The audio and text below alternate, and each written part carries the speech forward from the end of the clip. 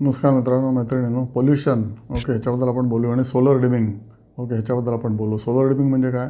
तर हळूहळू दरवर्षी उन्हाचे तास कमी होतात आहेत. भारतात हे होतात आणि सगळ्या जगात कमी होतात आहे. आणि this is because of aerosol particle, धुळीकण.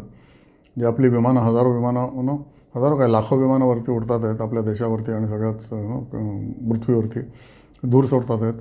Okay, नंतर आपले धुराडी जी सगळी आहेत, पोल्युशन कॉझिंग केमिकल प्लांट्स किंवा थर्मल पॉवर स्टेशन्स. बाहेरच्या देशाने थर्मल पॉवर स्टेशन्स बंद केलेत. ओके, चायनाने सुद्धा थर्मल पॉवर स्टेशन्स बंद केलेत. आणि जी काय इंडस्ट्री पोल्युशन करते शहरामध्ये ती सगळी लांब हटवलेली आहे. तर China has taken action. We have not yet started. खूप गंभीर बाब आहे हे.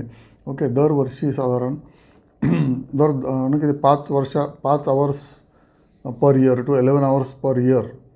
ओके, सूर्यप्रकाश over a period of 365 days कमी होतं आहे. ओके, म्हणजे बघा तुम्ही किती गंभीर आहे. ओके, आणि पोल्युशनमध्ये आपला तर जोरदारच वरती नंबर आहे. We are 5th in the most polluted country. आणि Delhi is number 1 in world's number 1 pollution असलेली कंट्री. ओके, आणि टोटल ज्या मोस्ट पॉप्युलेटेड 20 सिटीज आहेत जगामध्ये, त्यातल्या 13 भारतामध्ये येत आहे.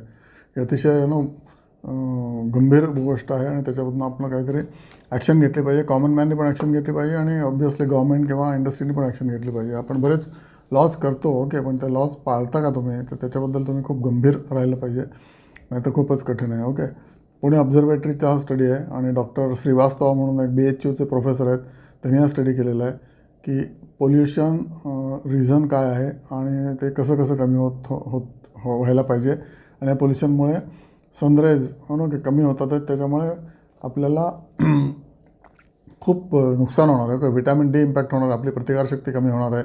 ओके, नंतर फूड सिक्युरिटीला इम्पॅक्ट होणार आहे, कारण अंकुर फुटण्याला मिनिमम ऊन लागतं. ओके, ते जर ऊन नसलं तर अंकुर फुटतच नाहीत, राईट.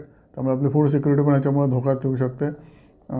आणि ऑब्व्हियसली 11 तास पर इयर, ओके, जर कमी झाले सूर्याचे, तर अजून 10 वर्षांनी तुम्ही इमॅजिन करा की आपल्याला अजून मे बी अर्धा दिवस आणि अर्धी रात्र असं जे आहे आत्ता, ते टोटली डिफरंट होऊन जाईल.